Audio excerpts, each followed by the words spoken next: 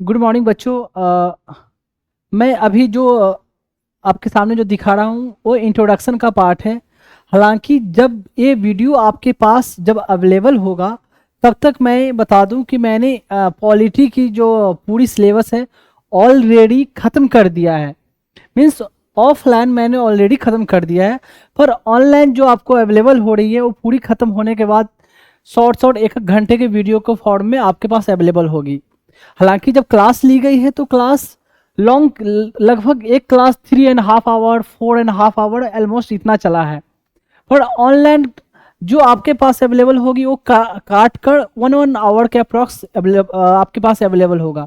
क्योंकि अगर ऑनलाइन पूरी क्लास को एक साथ अगर आप पढ़ेंगे या सुनेंगे तो काफ़ी हेक्टिक या बोरिंग जैसा हो जाता है ऑनलाइन के फॉर्म में। इसलिए मैंने वीडियो जो रखी है काट काट के रखी है। और इंट्रोडक्शन देने का वीडियो का इस इंट्रोडक्शन का पर्पस ये है कि मैं आपको बताना चाहता हूँ कि मैं क्यों पढ़ा रहा हूँ और कैसे आपको पढ़नी है, और इसमें मैंने कैसे आपको पढ़ाया है। ये सब बातें मैं अभी शॉर्ट में थोड़ा बताऊंगा। बाकी डिटेल बातें तो मैंने जो पढ़ाया है वहाँ बीच बीच में हर जगह मेंशन है, बताया है मैंने। पहली बात मैं बता दूं कि मैं जो जिस लैंग्वेज को मैंने पढ़ाने में रखा है तो नोट्स के फॉर्म में या स्लाइड के फॉर्म में देखें तो मैंने कंप्लीट इंग्लिश रखी है, पर एक्सप्लेन करने में मैंने मिक्स लैंग्वेज का इस्तेमाल किया है, हिंदी एंड इंग्लिश। ये इस पर्पस से क्योंकि इंडिया के जो मैक्सिमम स्टेट का है तो मैक्सिमम स्टेट में मैक्सिमम बच्चे हैं, कुछ को छोड़कर, जो हिंदी समझ लेते हैं। खासकर जो गांव से जो बिलोंग करते हैं, जिनको या जो एफर्ट नहीं कर सकते, तो ऐसे बच्चे को समझने में आसानी हो, इसको देखते हुए मैंने इसे एक्सप्लेन हिंदी और इंग्लिश मिक्स में किया है। हालांकि मैं बता दूं कि मैंने जो पढ़ाई की है मैंने इंग्लिश में ही पढ़ी है। मेरे लिए भी हिंदी में एक्सप्लेन करना बहुत सारे बातों को डिफ़िकल्ट हुई है। तो कोई नहीं, फिर भी मैंने जितना हो सका है अच्छे तरीके से, डिटेल तरीके से मैंने एक्सप्लेन करने की कोशिश की है। एक तो ये कि मैंने इस लैंग्वेज को प्रीफर किया, ठीक है। दूसरी बात मैं बता दूं कि जो मैंने चैप्टर जो पढ़ाया है तो आपको जैसे बुक में जो चैप्टर दी होती है कि एक चैप्टर नाम है उस चैप्टर के बारे में, ठीक है, पर ये पॉलिटी जो है समझने के हिसाब से देखा जाए तो ऐसे पढ़ाया नहीं जा सकता, ऐसे पढ़ाया नहीं जा सकता। मैं अपना एक्सपीरियंस भी बता रहा हूँ उस आधार पर, और जैसे जैसे डिफरेंट इंस्टीट्यूट में पढ़ाई जाती है उसके आधार पर। क्योंकि मैं आपको बता दूं कि मैं बड़े बड़े इंस्टीट्यूट या ऑर्गेनाइजेशन, गवर्नमेंट हो या प्राइवेट में, हर जगह से बिलोंग कर चुका हूँ, तो मुझे पता है कैसे कहाँ क्या होती है। तो अगर मैंने एक चैप्टर को पढ़ाया है ना, तो नोट्स के फॉर्म में बता दूं या जो स्लाइड के फॉर्म में जो मेंशन है आपको, वो एक चैप्टर के लिए पूरी मैंने नोट्स के फॉर्म में मेंशन किया है। पर एक चैप्टर को पढ़ाते वक्त मैंने डिफरेंट कई चैप्टरों को कवर किया है। जैसे उसमें कोई नाम भी आया, कोई डिटेल कुछ के बारे में आया, तो उसको मैंने डिटेल उसी समय मैंने खत्म कर दिया है। तो ऐसा नहीं है कि आप जब एक चैप्टर को मैं पढ़ा रहा हूं तो इस चैप्टर पर फोकस करोगे, क्योंकि अगर मैं सारे चैप्टर को या डिफरेंट सब्जेक्ट को भी बोलूं, अगर उनको लिंक करके ना पढ़ाऊं तो फिर एक टीचर को पढ़ाने का कोई मतलब ही नहीं बनता। बुक में तो सेम चीज वैसे मेंशन है तो कोई भी पढ़ ले, तो टीचर की क्यों जरूरत है? टीचर की जरूरत है कि आप अच्छे तरीके से समझ सके, और अच्छे तरीके से आप तभी समझ सकोगे जब मैं सारे को आपको लिंक करके पढ़ाऊंगा, ठीक है। तो आप इसका इंतजार आप नहीं करोगे कि वो चैप्टर जब आएगा तो ही मैं पढ़ूंगा। मैं क्लियरली बता दूं, मैंने अगर मेरा आप 1 घंटे का वीडियो अगर आप सुनते हो तो उसको आपको कवर करने के लिए 4 to 5 आवर आपको पढ़ना पड़ सकता है। जैसे कि एक चैप्टर सिंपल नाम मैं देता हूं, सपोज मैं पढ़ा रहा हूं हिस्टोरिकल बैकग्राउंड इंडियन पॉलिटी की पहली चैप्टर है, उसे पढ़ा रहा हूं। तो उसे पढ़ाने में हिस्ट्री के बहुत सारे चैप्टरों की बात आती है, तो मैं वहां उसको जाकर मैंने कवर किया है। तो जब भले ही आप ये चैप्टर एक पढ़ रहे हो, पर जब मैंने उन हिस्ट्री वाले पर्सपेक्टिव को भी कवर किया है, मॉडर्न हिस्ट्री हो या एंशिएंट हो, व्हाटएवर हो या मिडिवल हो, ठीक है, या कोई फिजिक्स का मैटर या केमिस्ट्री का मैटर, व्हाट एवर। तो जब मैंने वर्बली कवर किया है ना, तो आपकी ये रिस्पॉन्सिबिलिटी बनती है कि आप बुक में उस चैप्टर के बारे में जाओ, जो मैंने पढ़ाया वहां से आप पढ़ो। अब जब भी जाके पढ़ोगे तो जितनी बातें मैंने पढ़ाई है, अगर उसको ध्यान से पढ़ा, अगर रिटेन रखा, तो आप उस चैप्टर को इजीली वे में आप समझ सकते हो, समझने में कोई डिफिकल्टी नहीं होगी। हालांकि मैंने कोशिश की है डेप्थ में जाने की, पर कभी कभी ये भी हो सकता है कि मैं हर एक पॉइंट को वर्बली कवर ना कर पाऊं दूसरे चैप्टर से रिलेटेड। जैसे जिस चैप्टर को मैंने नोट्स के फॉर्म में कवर किया है, उसे डिटेल तो मैं गया ही गया, इतना डिटेल मैं जा चुका हूं कि उतना डिफरेंट बुक्स में भी आपको नहीं मिलेगी, उस चैप्टर पर्सपेक्टिव से बोलूं। पर जिसको मैंने वर्बली कवर किया है ना, तो उसको माइट भी मैंने पूरी जितनी बुक है उससे बियॉन्ड नहीं गया, ठीक है, पर आपको बुक में जाकर पढ़नी है और आपको समझकर उसको याद करना है, ठीक है। तो ऐसे, तो इसलिए मैंने बोला ना कि आप अगर सर्च कर देखोगे ना, तो सर्च करके कुछ चैप्टर का नाम ही आएगा, पर ऐसा लगेगा कि एक चैप्टर को रहते हुए बड़े में जब आप सुनोगे ना अगर, तो लगेगा कि बहुत सारे चैप्टर खत्म हुई है, ठीक है। तो इसलिए मैंने ये बता दिया कि आपको उतनी मेहनत करनी है साथ में। और इस एग्जाम को, जो एग्जाम के लिए मैं पढ़ा रहा हूं सिविल सर्विसेज के लिए, तो इस एग्जाम को क्वालिफाई करने के लिए कोई शॉर्ट फंडा नहीं होता या कोई क्रैश कोर्स नहीं होता है कि कोई किसी को 1 मंथ का कोर्स करा दे और you will be able to qualify. Nothing happens like that, I am telling you clearly, मैं आपको क्लियरली बता दूं। इस एग्जाम की छोड़ दो, यहां तक कि कोई ग्रुप डी के एग्जाम के लिए भी बात कर दूं ना, तो उस एग्जाम को क्वालिफाई करने के लिए किसी को 1 महीने का क्रैश कोर्स करवा दिया जाए और वो क्वालिफाई हो जाए, ऐसा नहीं होता है। अगर कोई ऐसा करते हैं तो आप खुद समझ लो ऐसा नहीं हो सकता। जब तक आप पहले से डेप्थ में नहीं गए हो, पढ़े नहीं हो, तब तक क्वालिफाई नहीं कर सकते।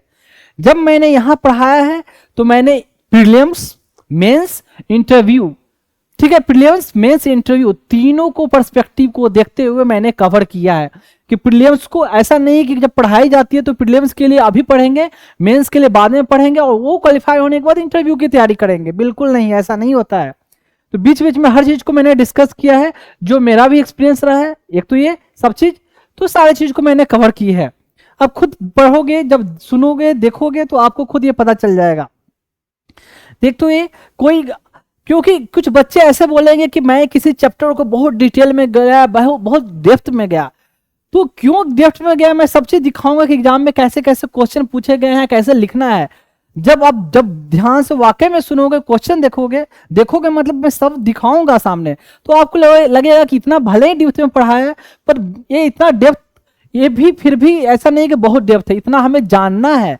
क्योंकि जिस एग्जाम के लिए पढ़ रहे हो ना, ऑफिसर के लिए, क्लास ए ऑफिसर, IAS, IPS, IFS और व्हाटएवर जितने सारे सर्विसेज उस एग्जाम के लिए पढ़ रहे हो, तो उस एग्जाम के लिए बच्चों के पास उतनी कैलिबर होनी चाहिए, क्योंकि उस ढंग से वहां आपको परफॉर्म करनी है, वहां काम करनी है। इसलिए मैं आपको बता दे रहा हूँ कि ऐसे आप कितने बच्चे सोचे हैं कि बहुत डिटेल टफ है, ये बकवास पढ़ा रहे, इतना जाने की जरूरत ही नहीं है। तो ऐसा अगर सोचोगे तो ऐसे क्वालिफाई होने से रहा नहीं हो सकते। जो फैक्ट है, जो फैक्ट बात है। अब कितना घंटा पढ़ना है, ये सब वो बीच बीच में मैं डिस्कस करूंगा। एक तो ये समझ गए कैसे पढ़ना, की लैंग्वेज में क्यों कवर किया और कितनी आपको मेहनत करनी है, ये बता दिया। मैं दूसरी बात मैं बता दूं कि मैं जो ये पढ़ा रहा हूं उसका पर्पस क्या है। उसका पर्पस मेरा क्या है कि बेसिकली ये पढ़ाना, एक तो बच्चों को मतलब जो गरीब बच्चे भी है वो भी समझ सके, एक तो ये, ठीक। दूसरी बात, इसको पढ़ाने का मेरा एक और पर्पस क्या है कि मुझे एक तरह से मैं बता दूं कि फंड रेज करना। उन बच्चों के लिए मैं फंड रेज करना चाहता हूं जो बच्चे ऑर्फेन या अनाथ है, जिनके कोई नहीं है दुनिया में, माँ बाप कोई नहीं है, ठीक है। तो उन बच्चों के लिए मैं फंड रेज कर रहा हूं। और दैट्स मैं पर्सनली बता दूं कि मेरा ये जो ड्रीम है, गोल है, लक्ष्य है, व्हाटएवर बोले आपको, कि इंडिया के हर स्टेट से मिनिमम मैं एक बच्चे को मैं अडॉप्ट करूं, मिनिमम एक, हर इंडिया के हर एक स्टेट से। तो उसे, उन बच्चों को नर्चर करने के लिए, नरिश करने के लिए, परवरिश करने के लिए मुझे सफिशिएंट अमाउंट की जरूरत है। तो उसके लिए एक तो ये पढ़ा रहा हूं ताकि मैं फंड रेज कर सकूं बच्चों के लिए, ठीक है। एक चीज मैं बता दूं कि जो मैं पढ़ाऊंगा तो मैंने जिस टाइप की जो आपको क्वालिटी दी है, आपको ये देने की कोशिश की है, तो आपको अगर किसी इंस्टीट्यूट में आपने पढ़ा होगा या जिन्होंने भी पढ़ा होगा, आप कंपेयर कर लेंगे, मैंने मैक्सिमम से मैक्सिमम बेस्ट से बेस्ट देने की कोशिश की है। ठीक है, तो ऐसा नहीं है कि मैं ही बेस्ट हूँ, बेस्ट तो कोई भी हो सकते हैं, पर डिफरेंट डिफरेंट इंस्टीट्यूट में भी अच्छे तरीके से पढ़ाई जाती है, पर उनका टाइम कंस्ट्रेंट, मतलब टाइम की कमी हो जाती है कि वो 2.5 घंटे या 3.5 घंटे का होता है एक क्लास मतलब पर डे का क्लास। तो 9 महीने 10 महीने 11 महीने में सिलेबस खत्म करते हैं, तो कैसे खत्म कर पाएंगे? मैं भी रह चुका हूँ वहां से, मुझे पता है, पर मेरे पास ऐसा कोई रिस्ट्रिक्शन है नहीं, तो मैंने पूरी डिटेल में पढ़ाई है। तो मैं बता रहा था उन बच्चों को, फंड बच्चों के लिए। देखिए, आप कितने लोगों ने मुझे बोला कि आप कितना भी अच्छा पढ़ा लो, आप फंड रेज नहीं कर सकते ऑनलाइन के जरिए। ट्रू, चलो कोई मान लिया भी जाए, पर जिनको ये खुद रियलाइज होगा वो खुद देंगे, कोई कंपलसरी नहीं है। और कि कोई ऐसा मेरे पढ़ाने में ऐसा नहीं है कि जब तक आप लिंक को पेमेंट नहीं करोगे आप आगे देख नहीं सकते। आराम से सबके लिए ओपन है, सब लोग देख सकते हैं, उसमें कोई रिस्ट्रिक्शन नहीं है। तो देने की जब इच्छा हुई, जो मैं काम कर रहा हूँ, मैंने भी कभी नहीं सोचा था कि I will be able to do this thing, या मुझे ये काम करूंगा। जैसे आम लोगों की तरह सबकी होती है कि एक अफसर बनकर बढ़िया से एक अच्छी तरीके से लाइफ गुजारनी है। मैंने भी लगभग जब आप लोग की उम्र में था तो ऐसे ही सोचा था, पर कब लाइफ में क्या चेंज हो जाती है पता नहीं होता, और कब हो जाता है। तो ऐसे जिनको खुद लगेगा अगर ईश्वर ने, खुदा ने, अल्लाह ने, वाहिगुरु ने और जीसस ने जब मुझे ये अपने आप में मन में ये करने के लिए लाया भावना, तो सामने वाले के मन में खुद आ जाएगी। ठीक है, तो ये है। एक बात और बता दूं, जो चैनल हो गई या यूट्यूब की चैनल, फेसबुक, ट्विटर, इंस्टाग्राम, उसके बारे में डिटेल, वो मैं चैप्टर जब खत्म होगा, चैप्टर खत्म मतलब इस टॉपिक को या हर क्लास के खत्म होने के बाद मैं उसको दिखा दूंगा। और अभी जो वीडियो अभी अवेलेबल होगी इंट्रोडक्शन वाली, लगभग ऑलमोस्ट हर क्लास में मुझे ये डालना पड़ेगा, फिर बाद में ऐसा होगा कि मैं नहीं डालूंगा। ठीक है, तो एक तो ये जो भी पेमेंट का ऑप्शन है वो स्क्रीन पर ये यूपीआई आईडी या जो भी आपका हो बार कोड, वो आपको दिख जाएगा। आप जो भी पेमेंट करो, आप एज ए फी पेमेंट करो, भले आपकी मन है या ना मन है, नहीं मन है तो मत करो, ये आपकी विश है। ठीक है, लेकिन मैं आपको बता दूं, आप जो भी पेमेंट करें तो मुझे एज ए गुरु मानकर भले ना करे, या फी मानकर ना करे, या करें आपको या फिर भी ना करे, तो ये मान कर करे कि आप एहसान कर रहे हो मुझ पर, आप मान सकते हो, मुझे कोई प्रॉब्लम नहीं है।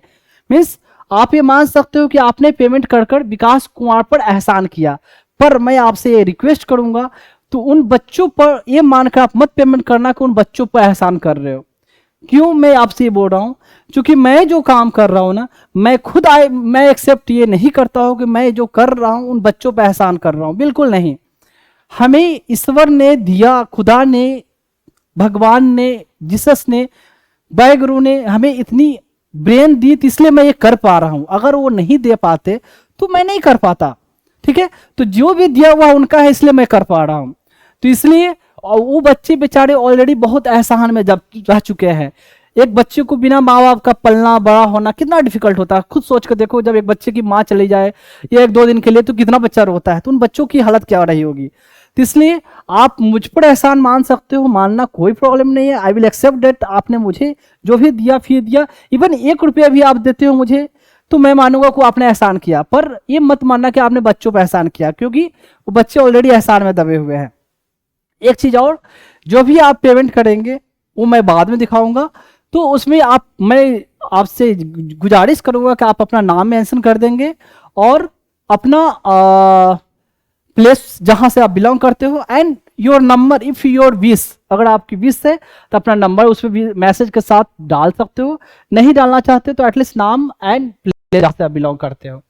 ठीक है, तो ये मेरा पर्पस मैंने बताया, और पर्पस दोनों पर्पस सारे लोगों के बेनिफिट के लिए। एक चीज और, जो मैंने पढ़ाया है तो सिर्फ ऑफिसर बनने के हिसाब से नहीं पढ़ाया, सिर्फ इसमें मैंने बीच बीच में हर चीज, मैंने लाइफ के हर पर्सपेक्टिव को कवर किया है कि सिर्फ अफसर बनना नहीं, एक अच्छा इंसान बनना मैंने अपने बच्चों को सिखाया, जो आप लोगों को मैं सिखाया है इस अपने क्लास के जरिए। तो कहते हैं डिफरेंस होता है विद्वान, गुणवान एंड बुद्धिमान। तो किताबें पढ़ के आप विद्वान बन सकते हो, ठीक है, पर गुण के लिए सिर्फ किताबों से गुण नहीं आता, पर कितने लोग ऐसे हैं जिनको विद्या नहीं है पर गुण है, जिसको ज्ञान कह सकते हैं, ठीक है। और बुद्धिमान तो दैट्स अ डिफरेंट पर्सपेक्टिव होता है, चालाक होना। तो मेरा पर्पस है कि मैं अपने बच्चों को विद्वान के साथ साथ बुद्धिमान और जो ज्ञानवान बोलते हैं वो बनाऊं, ठीक है। ज्ञानवान और क्या बोला, बुद्धिमान की बात नहीं करूंगा, एक तो विद्वान की बात कर रहा हूं, ज्ञानवान और गुणवान की बात कर रहा हूं, ठीक है। तो वो सब क्या चीजें होती है डिटेल वहां डिस्कस होगा। तो अभी तक मैंने बताया क्या क्या, ये इंट्रोडक्शन का पार्ट है, बाकी अब धीरे धीरे अब चलते हैं टॉपिक पे, ठीक है। देखिए कॉन्स्टिट्यूशन में कुछ प्रोविजन है, आर्टिकल 371। अब देखो ये कहाँ पार्ट में है। जब कॉन्स्टिट्यूशन का मैंने समरी जब दिया था तो चार्ट दिखाया था, हालांकि बुक का ही एक चार्ट था। तो आर्टिकल 368 स्पेशल प्रोविजन पार्ट कितने में है, 20 में मेंशन था, पार्ट 10 पार्ट 20 में 368 तक।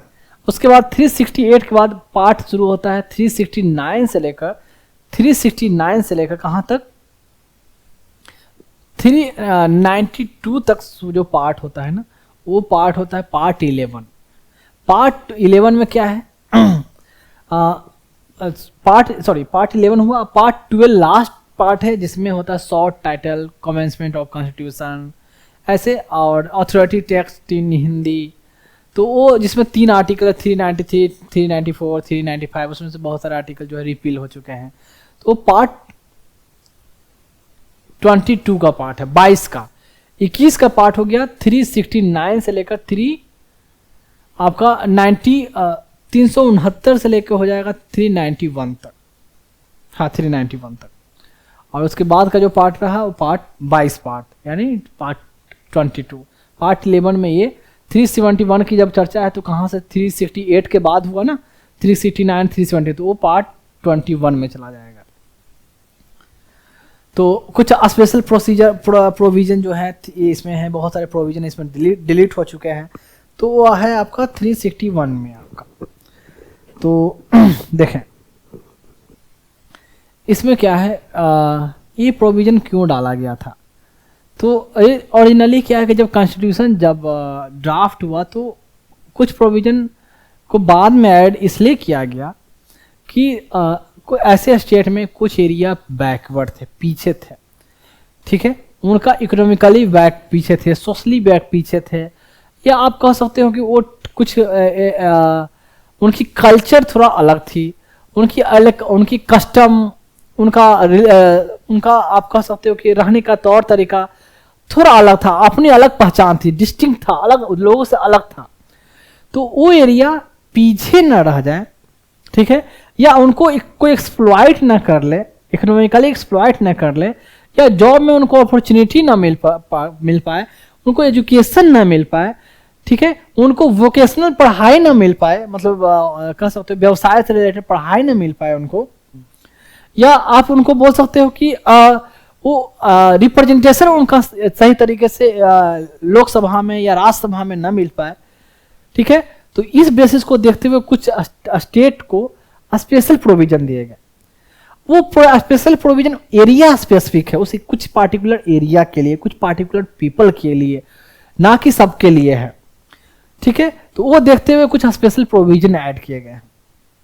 तो वो प्रोविजन 371 से लेकर 371 में कुछ प्रोविजन देखें, कौन कौन से स्टेट के लिए कौन कौन सा प्रोविजन है, कौन सा आर्टिकल एप्लीकेबल है, वो मैंने मेंशन किया है। मैं थोड़ा बहुत बता देता हूँ स्पेशल प्रोविजन जब आया है तो यहाँ देखें महाराष्ट्र के लिए जो है 371 है, गुजरात के लिए भी 371 आर्टिकल दिया गया है। इसमें क्या है, महाराष्ट्र में एक कुछ एरिया जिसका नाम है मराठवाड़ा, ठीक है।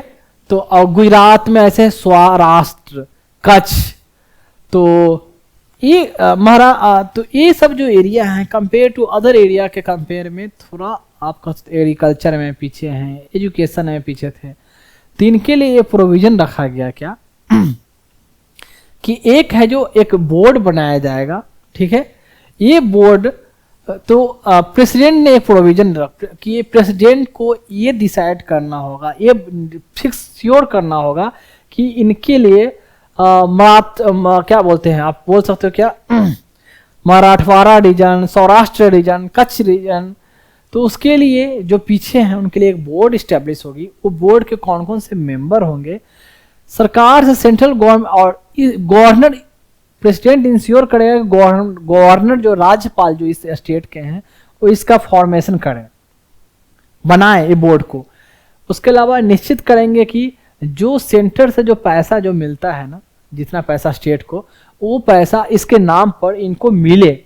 तो गवर्नर ये इंश्योर करेगा कि जितना ग्रांट मिला गया है तो इनको लिए जो अलग रखा गया है तो इस एरिया पर खर्च हो। तो ये स्पेशल प्रोविजन।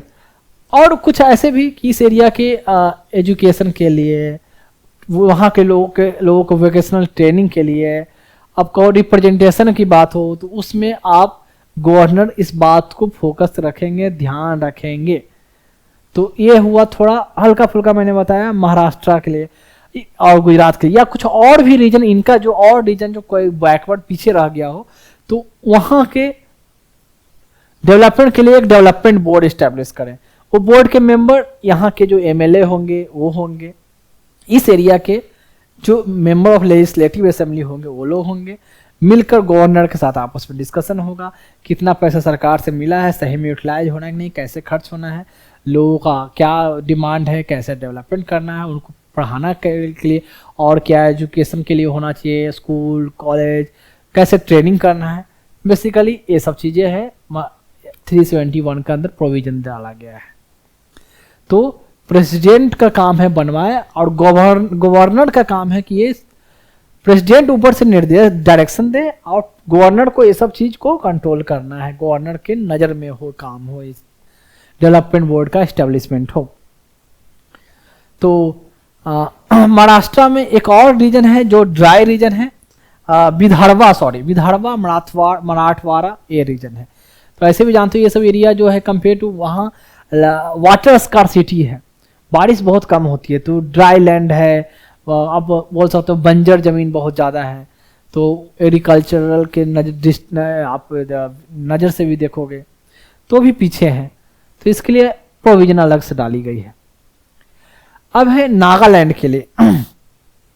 नागालैंड का जब फॉर्मेशन हुआ तो नागालैंड का जो फॉर्मेशन हुआ आपका 1963 में, तो उसके एक साल पहले 62 के आसपास, उसी 62-63 के आसपास नागालैंड को स्पेशल प्रोविजन दिया गया। क्या कि सेंट्रल गवर्नमेंट कोई भी अगर लॉ बनाती है तो अगर वो लॉ कानून बनाया नागालैंड के कानून के हिसाब से, मतलब यहाँ के लोकल लोग हैं, नागा लोग हैं या लोकल लोग हैं,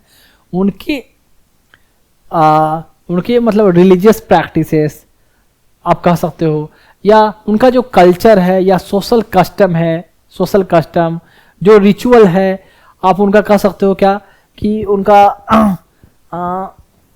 आप बोलने का मतलब यहाँ हो गया क्या कि इनका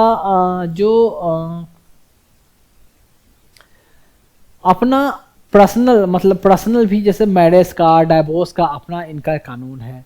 क्रिमिनल जस्टिस या सिविल जस्टिस करते हैं, अगर कोई मतलब फैसला देते हैं, अगर लड़ाई झगड़ा का मैटर है, वो अपने रीति रिवाज के हिसाब से, अपनी परंपरा के हिसाब से, ठीक है, तो अपने कानून के हिसाब से, लॉ के हिसाब से वो उसको सॉल्व करते हैं।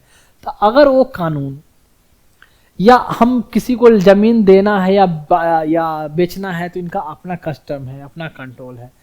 तो सरकार के द्वारा बनाया हुआ कोई, सेंट्रल गवर्नमेंट के बनाया हुआ कोई कानून इनके अपने जो है कस्टमरी लॉ या प्रोसीजर से अगर तालमेल नहीं खाता है, मैच नहीं करता है, तो इनका जो स्टेट लेजिस्लेटिव असेंबली होगा उस केस में जो लॉ बनाएगा वो इस एरिया के लिए एप्लीकेबल होगा। मतलब सेंट्रल लॉ नहीं एप्लीकेबल होगा अगर कुछ असंगति होती है, तालमेल नहीं बनती है, अगर कुछ इनके इन्फ्रिंजमेंट होता है, मतलब इनके कस्टमरी लॉ में, रिलीजियस लॉ में इनका अपना जो भी है उसके साथ मैच नहीं करता है सेंट्रल गवर्नमेंट का बनाया हुआ कानून, उस केस में जो स्टेट लेजिस्लेटिव असेंबली जो कानून बनाएगी वो इस एरिया पर एप्लीकेबल होगा।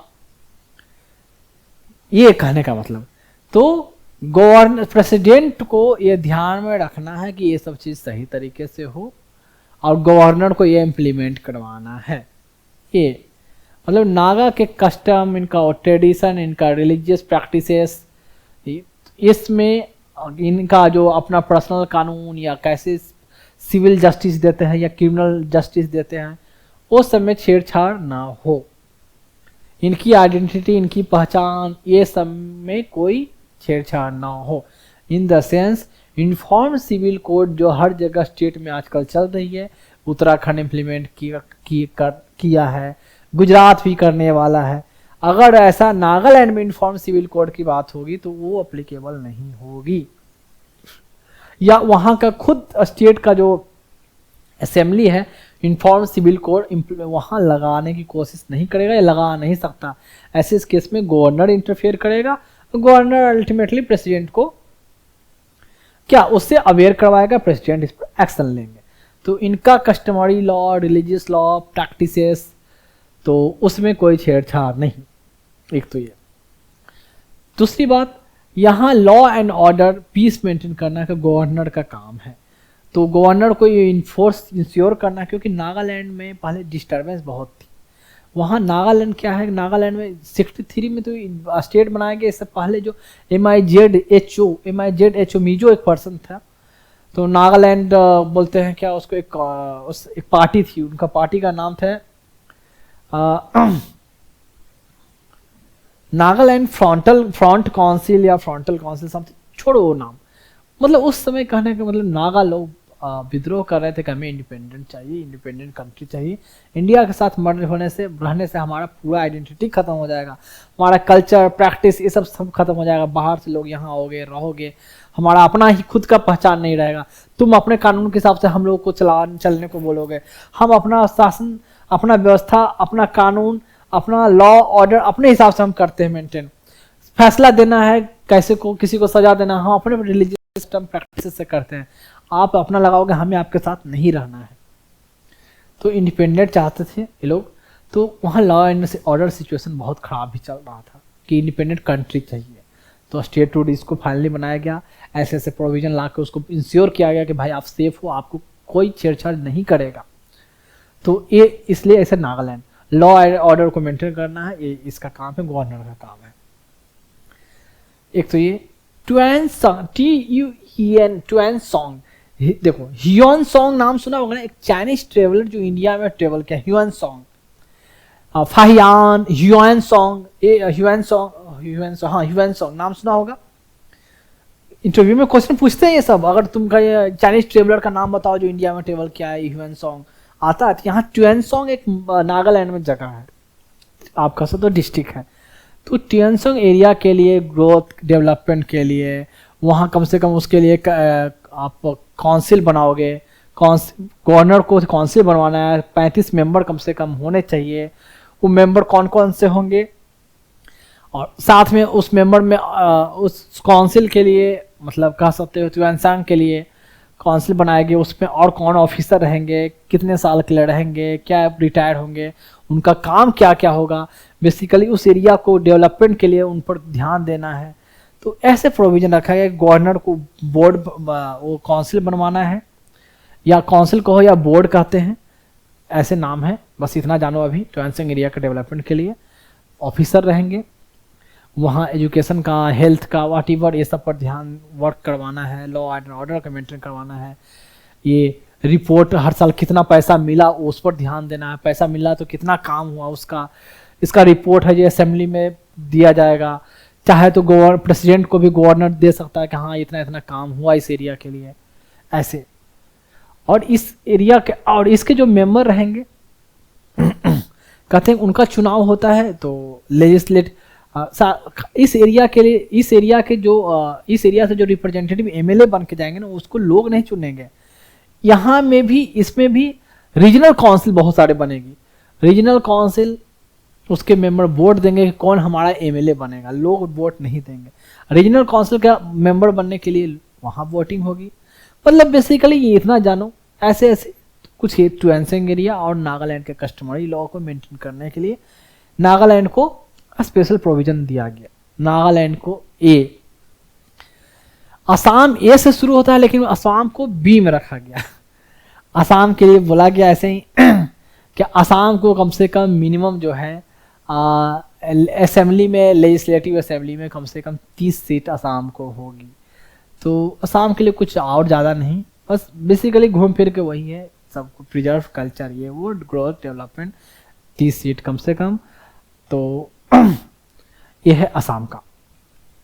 मणिपुर का है, ये असम है तो उसको 371B मिला, असम के बाद थोड़ा नीचे चला आओ, नागालैंड, मणिपुर, मिजोरम। मणिपुर के लिए 371C का प्रोविजन डाला गया। मणिपुर में क्या है देखो, मणिपुर में यहाँ सॉरी असम में है आपका ट्राइबल एरिया है, ट्राइबल एरिया नहीं है असम में आपका है, हाँ ट्राइबल एरिया है, schedule area and tribal area. Schedule constitution का शेड्यूल 6 में जो क्या है, किसकी मेंशन किया गया है, ट्राइबल एरिया के बारे में चर्चा किया है। तो ट्राइबल एरिया में AMTM कौन कौन है, असम, मेघालय, त्रिपुरा, मिजोरम। तो असम के जो ट्राइबल एरिया है उसके लिए एक बोर्ड होगा, बोर्ड के मेंबर होंगे, उस एरिया का ग्रोथ डेवलपमेंट के लिए कैसे काम करना है, बोर्ड सेटअप करवाना है, तो उसके लिए असम को स्पेशल प्रोविजन दिया गया। मणिपुर के लिए 371C दिया गया कि यहाँ जो हिली एरिया है, हिली एरिया के लिए बोर्ड होगा, बोर्ड के मेंबर होंगे, वहाँ के लोगों के लिए काम करना है, पैसे कितने आएंगे वो सब देखना है, पैसे कितना यूटिलाइज हुआ बोर्ड डिसाइड करेगी, बोर्ड के मेंबर होंगे, उस एरिया पार्टिकुलरली हिली एरिया के मेंबर होंगे। ऐसा ऐसा मणिपुर के लिए है। इतना ही 371C। आंध्रा को दिया गया 371D और E में। और आंध्रा के बाद जब तेलंगाना बना तो तेलंगाना के लिए भी प्रोविजन D का रखा। देखो E में प्रोविजन है कि आंध्र प्रदेश में यूनिवर्सिटी स्टैब्लिश करने के लिए, सेंट्रल यूनिवर्सिटी स्टैब्लिश करने के लिए सेंटर कोशिश करेगा, ध्यान उस मतलब सेंटर को वर्क करना है, तो वो E के अंदर प्रोविजन रखा गया, सेंट्रल यूनिवर्सिटी वहाँ स्टैब्लिश करवाना है। 371E। D में रखा गया क्या, वही आंध्रा में कोई लोकल एरिया, ये आंध्रा और तेलंगाना दोनों के लिए, देखो तेलंगाना भी आएगा D। आंध्रा और तेलंगाना दोनों में कोई लोकल एरिया जहाँ के लोगों का रिप्रेजेंटेशन कम हो गवर्नमेंट जॉब में, तो आपको वहाँ के सिविल पोस्ट में, लोकल कैडर में आपको कुछ सीटें फिक्स कर देनी है, इंश्योर करना है कि जो लोग रिप्रेजेंटेटिव ना हो, रिप्रेजेंटेशन नहीं है या जो जॉब नहीं में उनको कंट्रीब्यूशन नहीं है या उनका रिप्रेजेंटेशन नहीं है, तो उनका रिप्रेजेंटेशन रहे पब्लिक एम्प्लॉयमेंट में। कैडर में रिजर्वेशन दो, ठीक है, नया कैडर जनरेट करो, डायरेक्ट उस पर बहाली हो, या एग्जाम भी होगा तो उनका अलग कटअप रहेगा, या उनको डायरेक्ट रिक्रूटमेंट के लिए अलग प्रोसीजर रहेगा, उनके एजुकेशन के लिए, वोकेशनल ट्रेनिंग के लिए। तो ऐसी ऐसी बातें 371D में है। E में यूनिवर्सिटी से रिलेटेड मैटर है। सिक्किम को जब चोग्याल डायनेस्टी मैंने बताया था, उससे जब फ्रीडम मिला कंप्लीटली 1974 में, 75 में इंडिया में मर्ज हुआ, स्टेट बनाया गया इसको 375 में 1975 में। तो F के द्वारा सिक्किम को स्पेशल स्टेटस मिला। इसको ये बोला गया कि कम से कम असम के लिए 30 सीटें नहीं थी, सिक्किम को कम से कम 30 सीटें, मिनिमम 3 सीट्स होगी लेजिस्लेटिव असेंबली में, 30 इसके member of legislative assembly minimum रहेंगे। अभी पार्लियामेंट में इनको 1 सीट दिया गया है, और कहाँ इसमें राज्यसभा में भी सिक्किम को 1 सीट दिया गया है। सिक्किम के लिए वो कि 30 सीट मिनिमम रहेंगी। अब बाकी जैसे है यहाँ के जो लोग हैं अगर पिछड़े हैं उनको जो एक सिक्किम में कुछ ऐसी जगह, सिक्किम को स्टेट बनाया गया, लेकिन यहाँ के लोग जहाँ पीछे है उस पर भी तो ध्यान देना है ना, तो उनके लिए स्पेशल प्रोविजन, उन पर स्पेशल ध्यान, उन पर स्पेशल फंड, एजुकेशन अलग, जॉब में अपॉर्चुनिटी इंश्योर करवाएं, गवर्नर इस बात को ध्यान में रखे। ये 371F में दिया गया सिक्किम के लिए। अब है F के बाद आता है GHI मियागर, मिजोरम, अरुणाचल एंड गोवा। तो 1987 में देखो कि मिजोरम, अरुणाचल एंड गोवा को स्टेटूट दिया गया 87 में। तो मिजोरम को दिया गया G प्रोविजन 371G। ऐसे जैसे नागालैंड के लिए था कि वहाँ के जो लोकल लोग हैं, वहाँ रिलीजियस प्रैक्टिसेस है, सोशल प्रैक्टिसेस है, कस्टम है, उनका किस तरीके से है, उनका कल्चर जो है, उनको प्रिजर्व करना, कोई भी कानून बनाए तो उसको ध्यान में रखते हुए, इनका आपस में ज़मीन बेचना खरीदना वो सब अपना नियम है, उसको ध्यान में रखते हुए कोई भी कानून बनेगा, जैसे नागालैंड के लिए था। तो ऐसे है मिजोरम के लिए। फिर मिजोरम में के लिए भी ऐसे मीज फीस कोर्ट, यहाँ law and order, Shanti maintain रहे, सिक्योरिटी मेंटेन रहे, उसके लिए गवर्नर को स्पेशल पावर दी गई है कि इस पर आपका कंट्रोल रहेगा। ये मिजोरम को के 371 के जी के जरिए मिजोरम के लिए प्रोविजन डाला गया। तो ये है मिजोरम का। जी के बाद आता है एच, अरुणाचल का।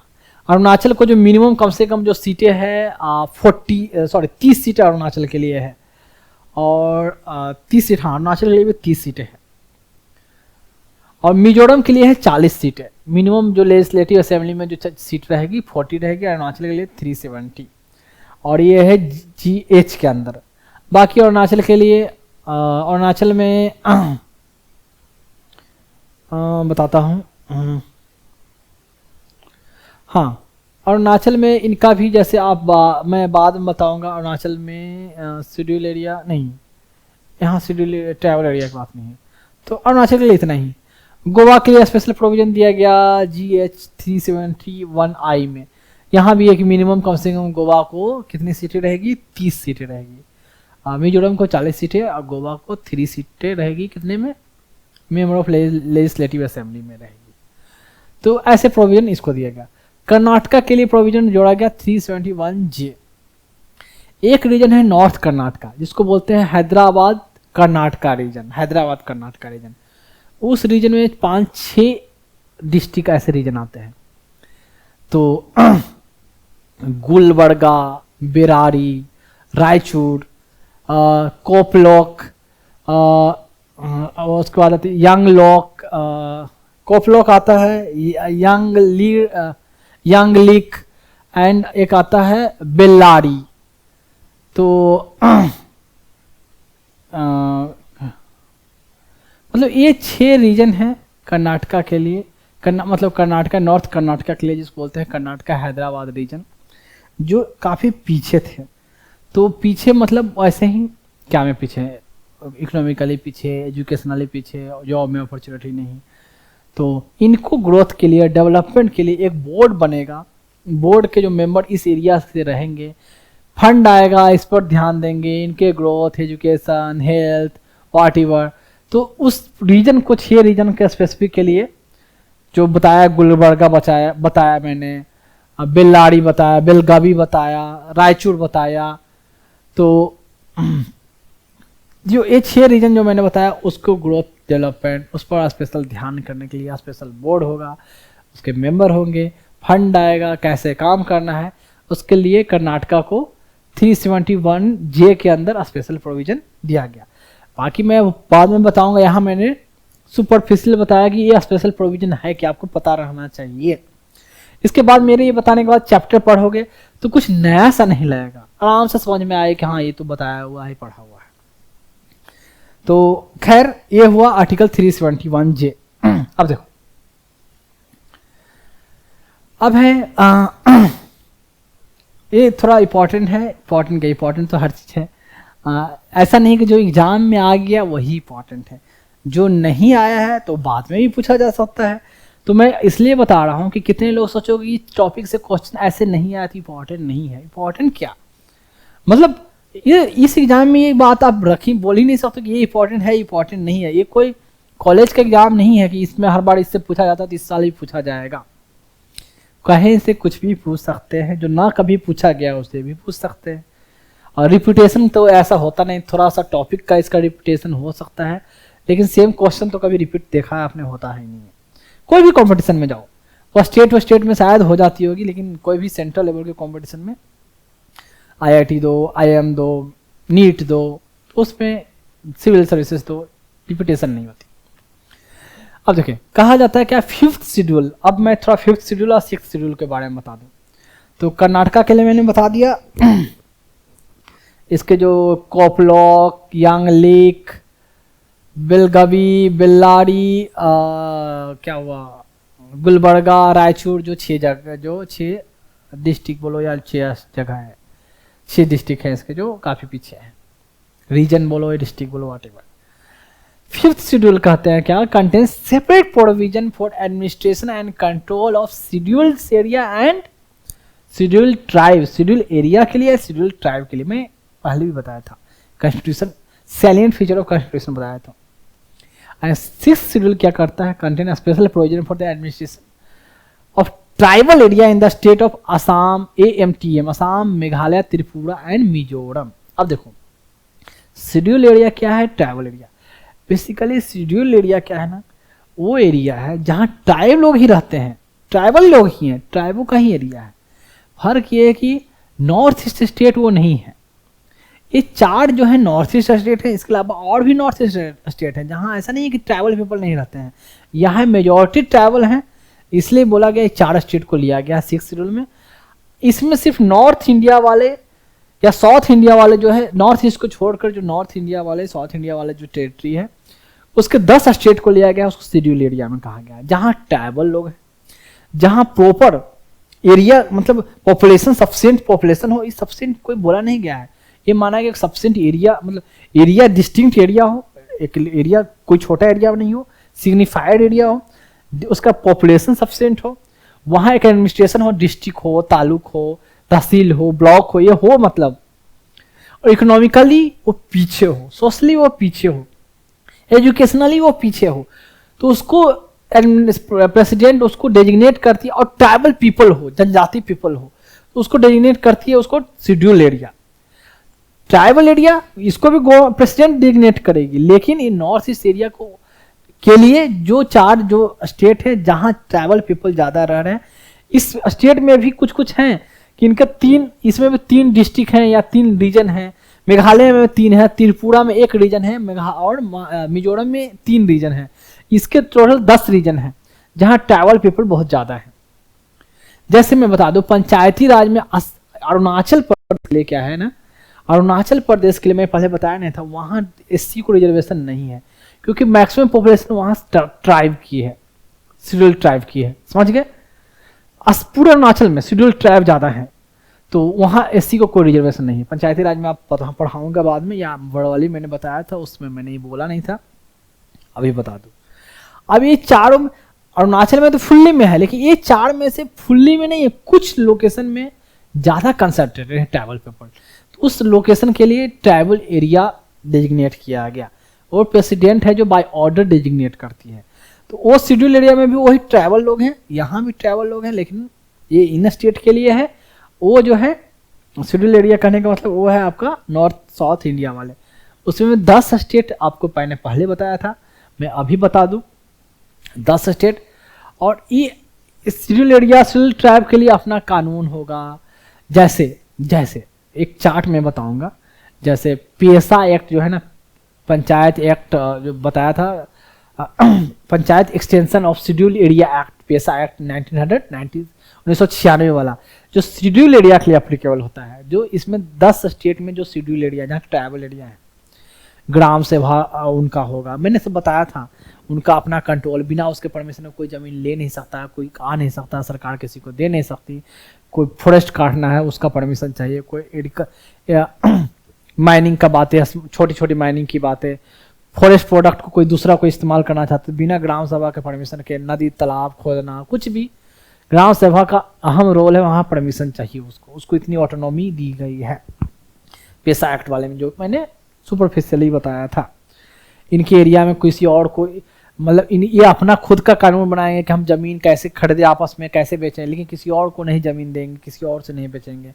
आपस में पैसा लेन देन, कितना कर्ज हो, सॉरी इंटरेस्ट रेट क्या होगा, इंटरनल जो पैसे मतलब कह सकते हो कि आप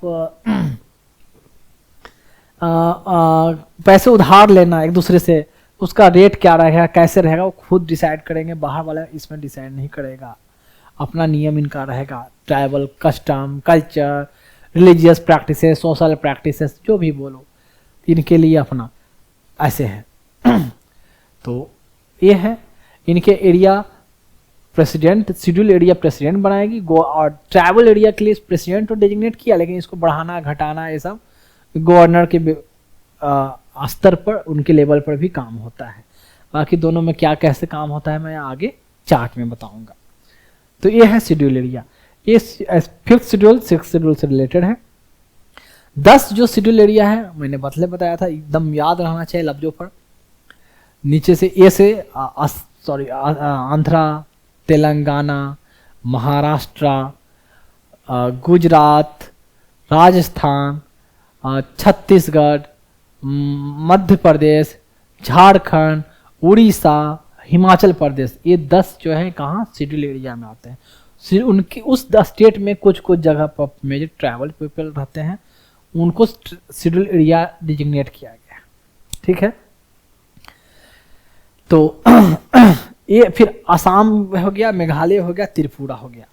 तो मेघालय में गारो, खासी, जैंतिया, ये जो रीजन है उनका रीजन भी है, ये तो ट्राइब्स भी है और वो एक हिली एरिया भी है। तो उस एरिया को, उस रीजन के लिए मेघालय को ट्राइबल एरिया बनाया गया, दिया गया है स्टेटस।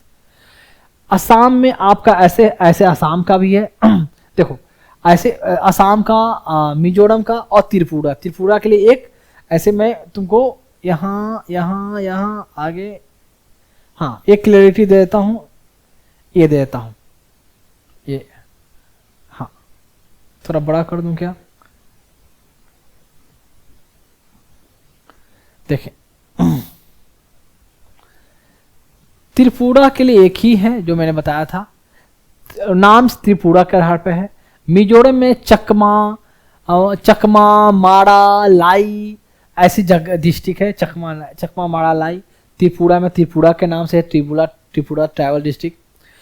असम में मैंने बताया था 3 असम में भी है, तो नॉर्थ कच्चार बोलते हैं, north Cachar district, Karbi Anglong and एक है बोडोलैंड, असम में है Bodoland, Karbi Anglong and north Cachar hill district, Karbi Anglong district and Bodoland territorial area district.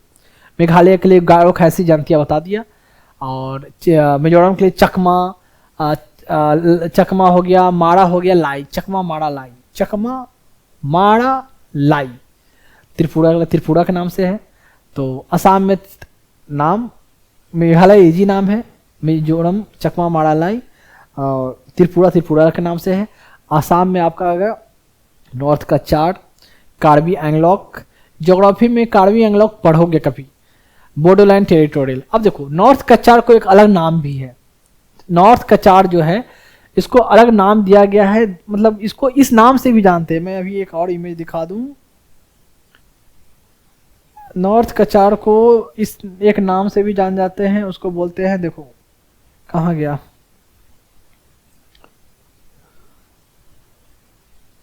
चकमा, लाई, माड़ो हो गया, गारो, खासी, जयंती हो गया, दीमा हसाओ जो मैं बोल रहा था। हाँ, तो नॉर्थ कच्चार को दीमा हसाओ भी, मतलब अब दीमा हसाओ बोला गया है, क्योंकि मैं इसलिए बता दूंगा कहीं बुक में पढ़ो, कहीं ऐसा कंफ्यूजन हो। नॉर्थ कच्चार रीजन को अब बोला गया है दीमा हसाओ, दीमा रुलाओ नहीं, हसाओ। है, नाम में मजाक उड़ाने की बात है नहीं, सबकी अपनी पहचान है, अपना लैंग्वेज है, अपना कल्चर है। इन नाम का कुछ उनका मतलब होगा उनके लैंग्वेज में, तो दूसरी लैंग्वेज का, कोई भी लैंग्वेज का मजाक उड़ाने का अभी मेरे नज़र से तो बिल्कुल बनता ही नहीं, क्योंकि सब मेरे हैं, मैं तो इस बात को ही मानता हूँ। तो मेरे लिए तो कोई अलग है ही नहीं, तो मतलब बनता ही नहीं। तो मैं ऐसे बस ये बोलकर ये हुआ कि याद रहेगा, ऐसे दीमा हसाओ बोला तो ये याद रहने के पर्सपेक्टिव से मैंने ये बोला, मजाक उड़ाने के नज़रिया से बिल्कुल नहीं। मजाक दूसरे लोगों का पढ़ाया कर उड़ाया जाता है, अपने का थोड़े हैं, और ये तो अपने ही हैं, हमारे हैं सब, तो इनका क्या मजाक उड़ाना।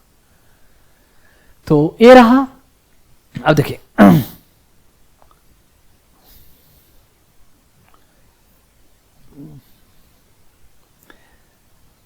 अब मैं आपसे एक रिक्वेस्ट ये करना चाहूंगा कि देखो 5th शेड्यूल और 6th शेड्यूल एरिया है ना, तो 6th शेड्यूल मैंने पहले ही बताया था कि 5th शेड्यूल एरिया तो थोड़ा आप खोलोगे, कॉन्स्टिट्यूशन खोलोगे, जो आप मैप इसमें बुक में खोलो, या बुक में नहीं मिलेगा आपको, आप खोलो प्रॉपर ऐप खोलो कॉन्स्टिट्यूशन का, जो पीएम बख्शी की ऐप होती है शायद, या किसी का भी ऐप हो।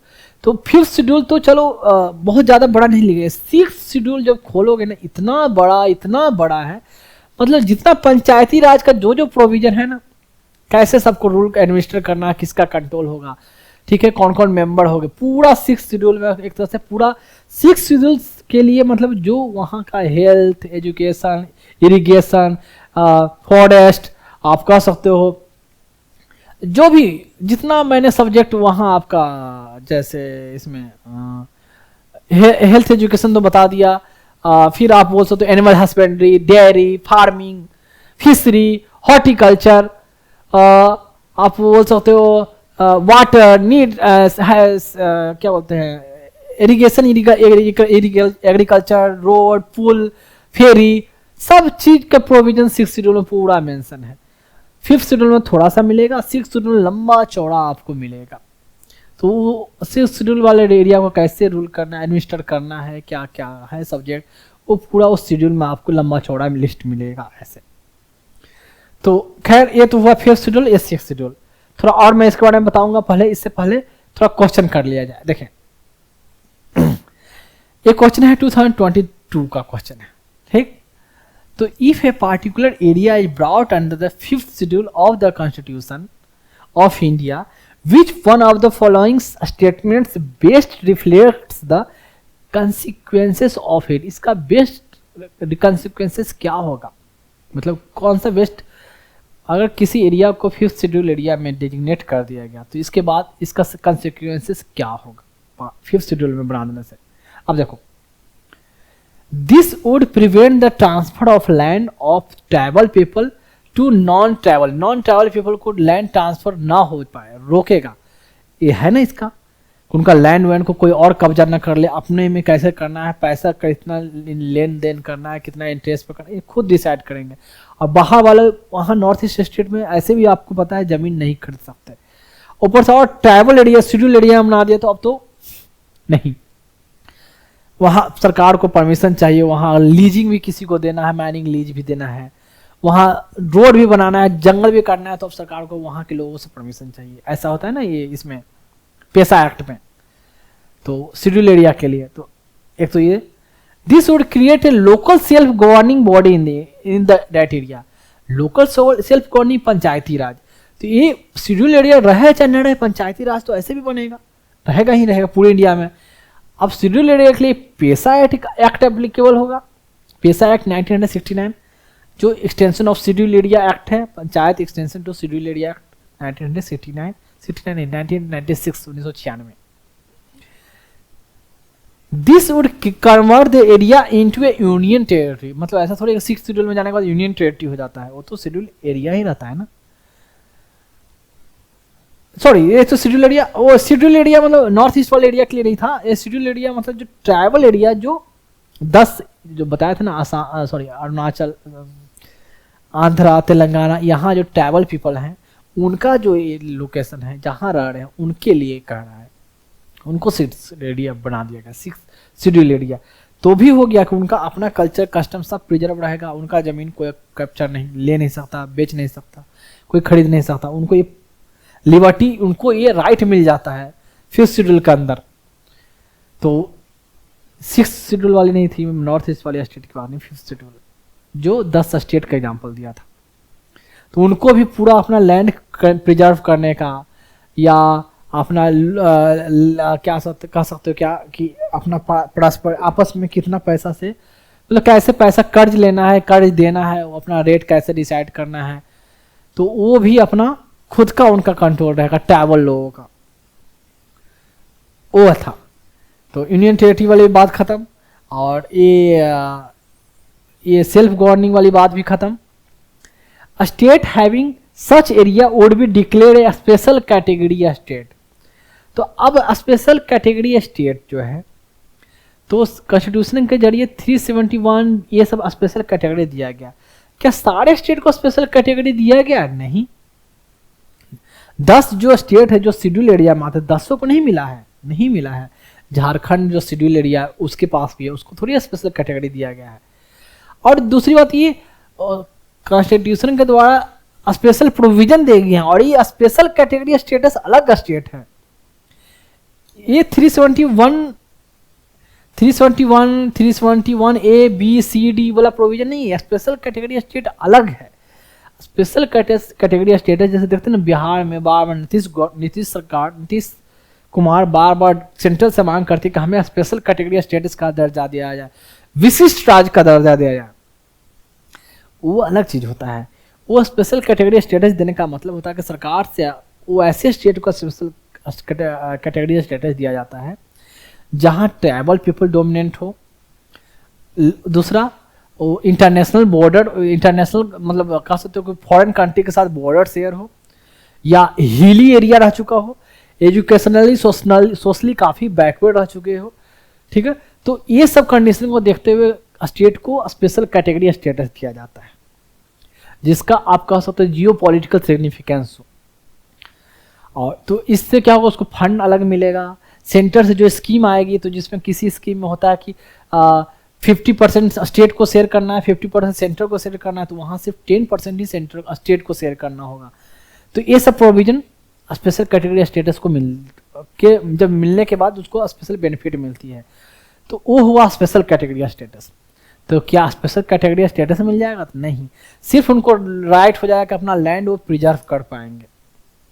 अब बाहर लोग बड़ा आदमी आके इनको कर्ज वर्ज ना दे और इन पर ज़्यादा इंटरेस्ट करके इनको सताने की कोशिश ना करे, ये सब प्रिकॉशन उनके लिए हो जाता है, या सेफ्टी का हो।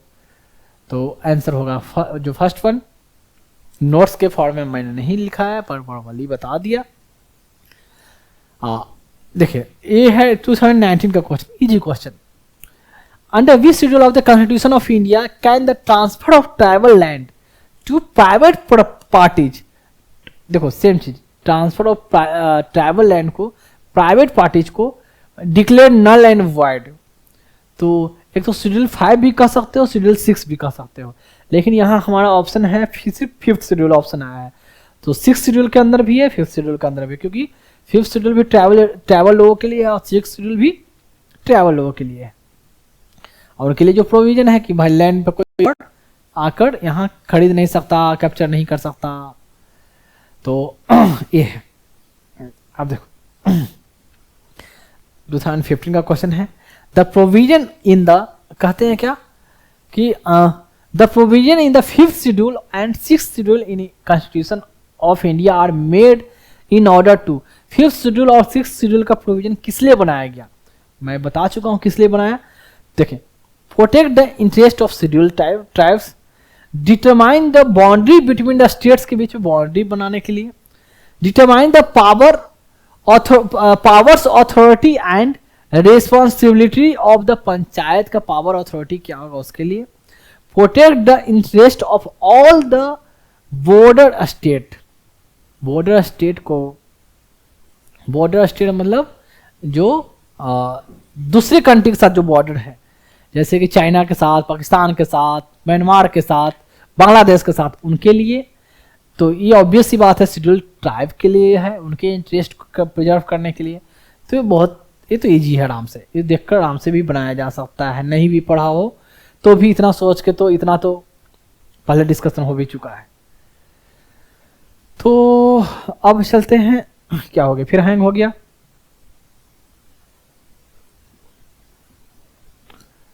हाँ जी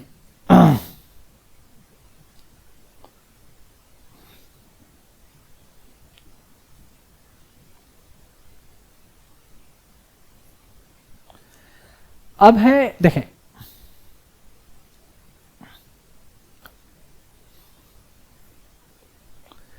एक क्वेश्चन है 2005 का क्वेश्चन है, थोड़ा और बड़ा मैं कर दूं, थोड़ा छोटा दिख रहा है। हाँ जी, consider the following statements. Article 371 to 371I, एक तो 371A बताया, 371 से शुरू है, ABCDEFGHI है ना, F सिक्किम के लिए, GHI, तो F के बाद G किसके लिए, मिजोरम, अरुणाचल प्रदेश, गोवा के लिए। तो I के बाद J भी है, J किसके लिए है, कर्नाटका के लिए, जो 6 कर्नाटका और हैदराबाद रीजन जो बताया था, 6 रीजन उसके लिए। Were inserted in the constitution of India to meet regional demand of Nagaland, मतलब इनके रीजनल डिमांड को पूरी करने के लिए, मीट करने का मतलब होता है पूरी करने के लिए, मिलने के लिए नहीं, पूरी करने के लिए। Meet regional demand of Nagaland, Assam, Manipur, Andhra, Sikkim, Mizoram, ये सब नाम दिया गया। तो गोवा। तो अब देखें 371, अब बताओ 371 ए किसके लिए है, 371 ए नागालैंड के लिए है, 371 बी किसके लिए है, बी असम के लिए है, सी किसके लिए है, मणिपुर के लिए है, डी एंड ई किसके लिए है, डी एंड ई आंध्र प्रदेश के लिए, तेलंगाना के लिए, है ना। एफ किसके लिए है, एफ किसके लिए, एफ सिक्किम के लिए, जी एच आई किसके लिए, Mizoram Arunachal and ji H I and Goa के लिए। तो जितना जितना मैंने नाम लिया ना, सारे इसमें स्टेट है ना। अब ये याद करना क्यों जरूरी है, ऐसे क्वेश्चन आया ना, मान लीजिए कि इसमें से एक स्टेट को नाम ना रहता, इसमें ना दिया रहता, ठीक है, किसी और स्टेट को इसमें जोड़ दिया होता तो क्या होता, ये तो ऑप्शन में ही अपने आप में गलत हो जाता ना, होता ना। तो इतना याद करना है आपको, देखो ये कहने का मतलब है, तो मैं ऐसे नहीं बोल रहा हूं। तो क्वेश्चन है ये जो भी हो 371 का अंदर ये word inserted in the constitution of India to meet the regional demand of, ये सब स्टेट के रीजनल डिमांड को मीट करने के लिए, पूरा करने के लिए। Second option, constitution of India and United state of America initiate dual polity the union and the state but a single citizenship. India में ड्यूल पॉलिटी है, यूनियन स्टेट है, वहां भी है, ड्यूल पॉलिटी बोलते हैं इसको, लेकिन सिंगल सिटीजनशिप इंडिया में है, यूएसए में डबल सिटीजनशिप का कंसेप्ट है, पता है ना, स्टेट को अपना सिटीजनशिप है, सेंटर को अपना। ये तो ऐसे ही गलत, पहला ऑप्शन सही है, तो इसमें कड़ा किया। Third, A naturalised citizen of India, जो नेचुरलाइज्ड सिटीजनशिप किसको बोलते हैं अभी बताता हूं, can never be deprived of his citizenship, अपने सिटीजनशिप से तो कभी भी डिप्राइव्ड नहीं हो सकते, कभी नहीं। अब बताओ, मैंने एक बताया था आर्टिकल मैंने 9 बताया था, ठीक है, 4 5 6 7 8, हाँ, सिंगल सिटीजनशिप का कॉन्स्टिट्यूशन बताया था ना, कि मैं थोड़ा बहुत बता चुका हूँ ये बात, कि अगर कोई किसी और फॉरेन स्टेट का, फॉरेन कंट्री का सिटीजनशिप एक्वायर करता है तो उसकी सिटीजनशिप इंडिया के खत्म हो जाएगी, ये बताया था ना।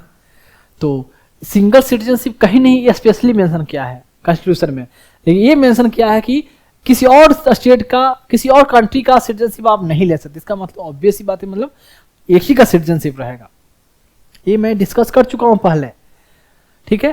तो अब है नेचुरलाइज सिटीजन, इसको बोलते हैं कि एक सिटीजनशिप अमेंडमेंट एक्ट या सिटीजनशिप एक्ट पढ़ाऊंगा, उसमें एक पीरियड होता है कि हाँ इतने साल तक लगातार इंडिया में कंटिन्यूअस कोई रह गया है तो उसको सिटीजनशिप दे दी जाएगी, नेचुरलाइज स्वाभाविक तरीके से।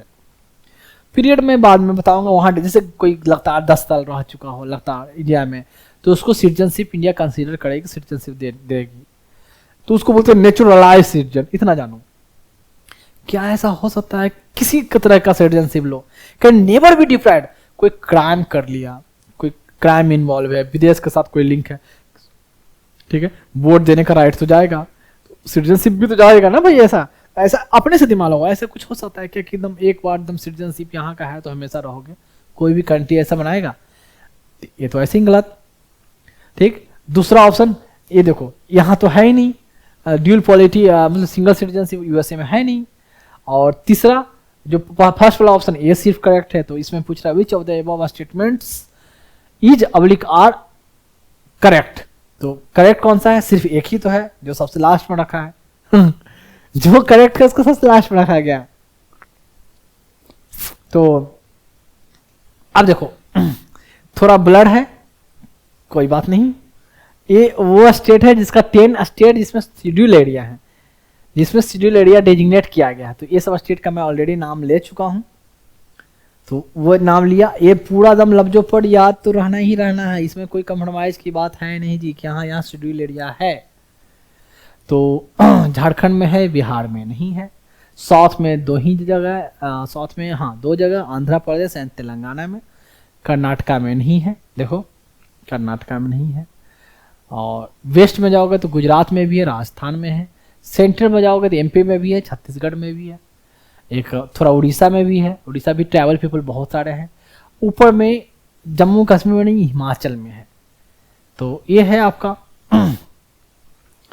तो ऐसे देख देख के, और बीच में जो है थोड़ा महाराष्ट्र में है ट्राइबल शेड्यूल एरिया, वहाँ डिजिग्नेटेड है।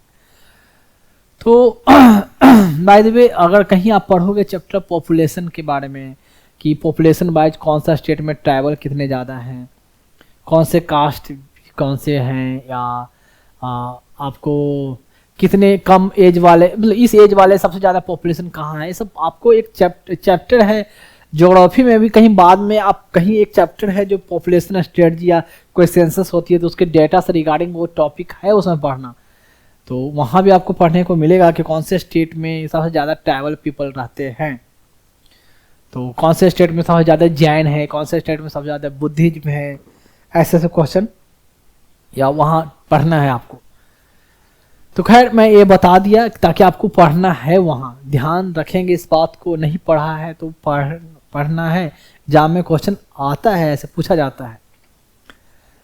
तो ये जो 4 स्टेट जो शेड्यूल 4 वाले जो हैं, शेड्यूल 6 वाले, तो असम का बता दिया मैंने, बोडोलैंड, कार्बी एंगलॉक, ठीक। और उसके अलावा आप देखो नॉर्थ कचार को कौन सा हंसो बोलते हैं, दीवा हसाओ, नॉर्थ कचार को भी बोला जाता है। गारो खासी जयंतिया ये आपका मेघालय का हो गया, और त्रिपुरा के नाम से ही है, और चकमा माड़ा और लाई ये हो गया मिजोरम का। चकमा कहाँ गया, चकमा लाई माड़ा ये हो गया आपका।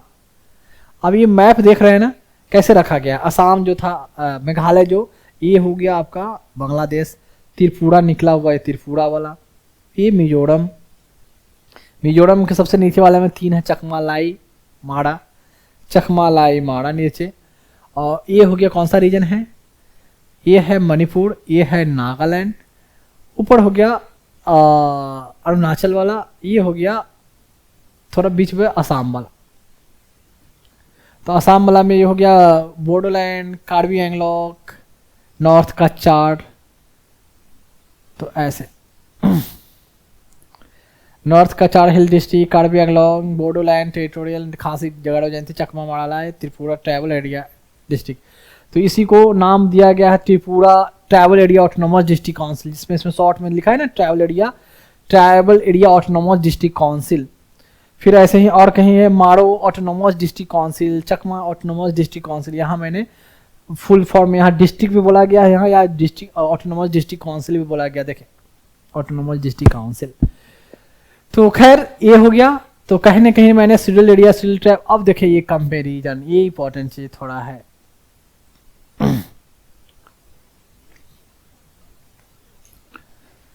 ये है आपका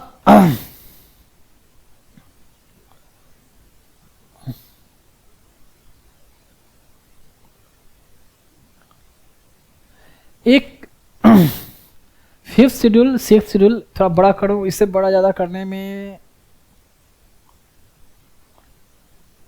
इतना बड़ा कर सकता, इससे ज़्यादा बड़ा नहीं। 5th शेड्यूल एरिया कहाँ 5th शेड्यूल एरिया एप्लीकेबल है, कहाँ 6th शेड्यूल है, वो एग्जाम्पल मैंने बता दिया। 5th शेड्यूल को डिक्लेयर प्रेसिडेंट करता है, मतलब जानो कि जो नॉर्थ ईस्ट छोड़ के जो बाकी जो 10 स्टेट मतलब इंडिया में जो है नॉर्थ साउथ मिला के जो है उसको डिक्लेयर कहाँ शेड्यूल एरिया है उसको प्रेसिडेंट का काम है।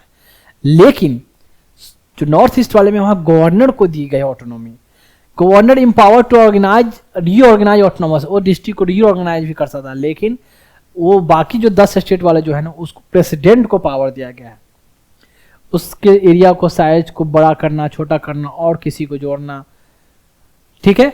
उसमें है जो वहाँ के जो गवर्नर है कहेंगे कि भाई ट्राइबल पीपल वहाँ भी बहुत सारे हो गए हैं, उसको भी शेड्यूल एरिया डेजिग्नेट करना चाहिए, इसको बगल वाला शेड्यूल एरिया जो ट्राइबल पीपल है उसको इसी में मर्ज करके अब इसको शेड्यूल एरिया इसको भी बना दे एक ही साथ।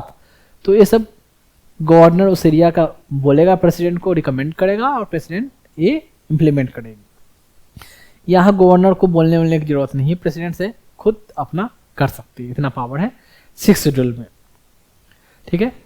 6th शेड्यूल को कहीं ना कहीं नॉर्थ ईस्ट वाले को और ज्यादा ऑटोनॉमी दी गई है कंपेयर टू 5th शेड्यूल, ये जान लो कम से कम इतना। कैसे आगे अभी बताता हूं। अब देखो, एक डिक्लेरेशन हो गया। अब है state executive power extend to those area, मतलब स्टेट का जो एग्जीक्यूटिव जो पावर, स्टेट जैसे जो नियम कानून जो भी सब बना रही है, जैसे कोई डायरेक्शन पुलिस को एक्शन दे, ऑफिसर को एक्शन दे, कोई कैसे काम करना है, कोई स्कीम इंप्लीमेंट करना है, कहने का मतलब, तो इनके लिए भी अप्लीकेबल होगा, उनके एरिया में जो शेड्यूल एरिया है, ठीक है। उसके अलावा सेंटर भी कोई डायरेक्शन दे सकता है कि इस तरीके से इनके एरिया में ऐसे काम होना चाहिए, या ऐसे मॉडिफाई करके उनके एरिया बाकी स्टेट में आप ऐसे इंप्लीमेंट करो कोई भी नियम कानून रूल रेगुलेशन कोई भी स्कीम, लेकिन इनके एरिया में अलग तरीके से होना चाहिए। सेंटर अपना एग्जीक्यूटिव डायरेक्शन सेंटर दे सकता है, executive direction of centre extend to giving direction to state, मतलब स्टेट को डायरेक्शन दे सकता है कि इनके लिए ऐसे ना करके अलग तरीके से चलाओ, सेंटर इसमें बोल सकता है। अब है सेम बात है ट्राइबल एरिया, जो AMTM वाली, तो tribal area in the first state have been constituted as autonomous district. अब देखो इनके लिए है जो शेड्यूल एरिया के लिए बताता हूं, ये ट्राइबल एरिया के लिए ट्राइबल काउंसिल बना है, इनका है जो अलग जो बता सकता हूँ कह रहे हैं आपको, मैं बताता हूँ यहाँ। ट्राइबल एरिया के लिए अपना ऑटोनोमस डिस्ट्रिक्ट काउंसिल फॉर्म किया गया है, autonomous district council tribal area के लिए, शेड्यूल 6 वाले के लिए। इनके लिए भी अपना एक काउंसिल सेटअप है, शेड्यूल एरिया काउंसिल इनके लिए भी सेटअप है। शेड्यूल एरिया डिस्ट्रिक्ट के लिए अपना शेड्यूल एरिया डिस्ट्रिक्ट काउंसिल है, यहाँ है ट्राइबल एरिया काउंसिल, ये ट्राइबल एरिया के नाम से है, और इनका जो है अपना काउंसिल जो है, ये काउंसिल इनका काउंसिल और इनका tribal area council, tribal area को पावर ऑटोनॉमी ज्यादा दी गई है कंपेयर टू इसके। कैसे, और भी देखो कैसे, यहां क्या है शेड्यूल एरिया में governor is empower to direct that any particular act of parliament और the state legislature does not apply to a schedule area और apply with specified modification and exception. मतलब सेम बात जो मैंने बोला था, गवर्नर ये कर सकता है क्या कि स्टेट का जो या सेंटर का जो भी है, पार्लियामेंट का जो भी एक्ट हो, यहाँ अप्लाई नहीं होगा या मॉडिफिकेशन के साथ, इस आधार पर गवर्नर को यहाँ पावर है। इसको एरिया को फॉर्म करना बनाना यहाँ प्रेसिडेंट का पावर है, और सेंट्रल स्टेट दोनों इस डायरेक्शन दे सकते हैं एग्जीक्यूटिव डायरेक्शन, लेकिन वो अप्लाई हो या ना हो गवर्नर इसमें इंटरफेयर कर सकता है। इनके लिए भी एक काउंसिल है, इनका ट्राइबल काउंसिल है, इनका शेड्यूल एरिया काउंसिल, अपने उस एरिया को एडमिनिस्टर करने के लिए अपना काउंसिल है, शेड्यूल एरिया काउंसिल, इनके रिप्रेजेंटेटिव रहेंगे। ट्राइबल एरिया के लिए ट्राइबल एरिया काउंसिल रहेगी, इनके अपने रिप्रेजेंटेटिव रहेंगे ट्राइबल एरिया के लिए। शेड्यूल एरिया के लिए पेशा एक्ट एप्लीकेबल होगा, इनके लिए पेशा एक्ट एप्लीकेबल नहीं होगा ट्राइबल एरिया के लिए। तो पेशा एक्ट होगा तो ग्राम सभा का इंपॉर्टेंस यहाँ बढ़ेगा, जो मैंने पहले ही बताया था। ये हो गया शेड्यूल एरिया। अब देखें, अब है ट्राइबल एरिया में देख लें। ट्राइबल एरिया में जो 4 एग्जाम्पल है, गवर्नर को खुद पावर है ऑर्गेनाइज करने का। दूसरा, ट्राइबल एरिया को ऑटोनोमस डिस्ट्रिक्ट काउंसिल, मतलब ऑटोनोमस ज्यादा दी गई है। कैसे? They do not fall outside the executive authority of state concern. मतलब कहने का मतलब ट्राइबल एरिया भी मतलब स्टेट के एग्जीक्यूटिव काउंसिल जो है, मतलब कहने का मतलब जो मिनिस्टर काउंसिल है मिनिस्टर स्टेट में, उनका रूल यहाँ चलेगा, उनका डायरेक्शन नियम। लेकिन क्या देखो, यहाँ पर इनको ज्यादा इंडिपेंडेंट दी गई है। गवर्नर चाहे तो उनको अप्लाई करवाए ना करवाए, इसमें भी है, लेकिन इसमें इनको ज्यादा छूट दी गई है। इनकी परमिशन यहाँ आपको ज्यादा जरूरी है। अगर क्योंकि इनका कस्टम कल्चर प्रिजर्व करने का जो राइट दी गए ना शेड्यूल 6 में, बहुत सारे शेड्यूल 6 में लंबा चौड़ा देखो प्रोविजन मेंशन है, ज्यादा उतना डीप में जानने की जरूरत नहीं, बस कंपेयर बेसिस पर अभी के लिए इतना ही जानने की जरूरत है।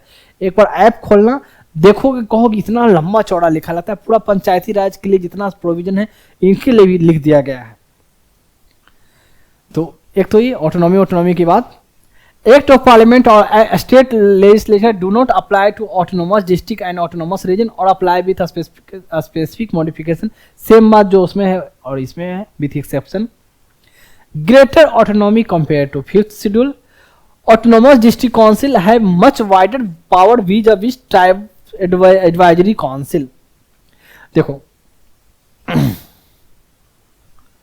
तो इनके लिए जो काउंसिल होगा ऑटोनोमस डिस्ट्रिक्ट काउंसिल, सॉरी मैं ये जो ट्राइब्स एडवाइजरी काउंसिल है ना, ये ट्राइब्स एडवाइजरी काउंसिल इसके लिए है, शेड्यूल एरिया के लिए। जो शेड्यूल एरिया में जो ट्राइबल पीपल है ना, उनके लिए है ट्राइब एडवाइजरी काउंसिल। जो मैं शेड्यूल काउंसिल की बात कर रहा था ना, ट्राइब एडवाइजरी काउंसिल है, और इनके लिए है ऑटोनोमस डिस्ट्रिक्ट काउंसिल है। तो कहने का मतलब इसको वाइडर पावर दी गई है। वाइडर पावर देने का मतलब क्या है कि इनका जो गवर्नर को भी अगर कुछ इम्प्लीमेंट करना है तो इनसे परमिशन, इनसे राय मशवरा इनके ऑटोनोमस डिस्ट्रिक्ट काउंसिल का लिया जाएगा। यहाँ वाले में अगर गवर्नर को इम्प्लीमेंट करना है कोई मतलब कोई प्रोविजन या कोई स्कीम, तो इनका परमिशन ले या ना ले चल सकता है, ये ऐसा पावर हुआ, ऑब्वियस सी बात है।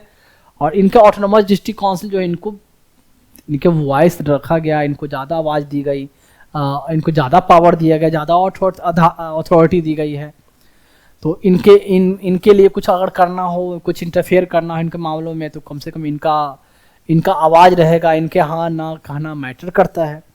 इस आधार पर शेड्यूल 6 वाले एरिया को ज़्यादा पावर अथॉरिटी दी गई है। बाकी एक्ट के जरिए दोनों के, शेड्यूल 5 और शेड्यूल 6 में दोनों के लिए पूरा हेल्थ के लिए, एजुकेशन के लिए, एग्रीकल्चर के लिए, इरिगेशन के लिए, सैनिटेशन के लिए, हाइजीन के लिए, फॉरेस्ट के लिए, डेयरी के लिए, फिशरी के लिए, सबको ग्रोथ डेवलपमेंट सबको कंट्रोल करना, ये सब प्रोविजन दोनों के लिए दिया गया, शेड्यूल में मेंशन किया। लैंड को कोई खरीद नहीं सकता, वहाँ कोई किसी और के कर्ज देने वाली जो बात हो गई, आप मतलब कह सकते हो कि उसका एक नाम आ रहा है, मुझे ध्यान में लफ्जों पे वो नाम नहीं आ रहा है, जो चलो बाद में अगर आ जाती है तो मैं ध्यान में आती है तो मैं बता दूंगा। तो एक है शायद लैंड, सॉरी क्या बोलते हैं, मनी लेंडिंग, पैसे उधार देना, मनी लेंडिंग टर्म वो ध्यान में नहीं आ रहा था मुझे। मनी लेंडिंग का जो अपना नियम कानून होगा, ये कहने का मतलब था। बाकी custom, culture, tradition, social, religious practices, वो सब तो है ही अपना। ये है शेड्यूल 5-6, लगभग शेड्यूल 5-6 का जो मेन मैटर है मैंने आपको बता दिया। अब देखो एक क्वेश्चन है, with reference to the schedule area in the India consider the following statement 2023 का।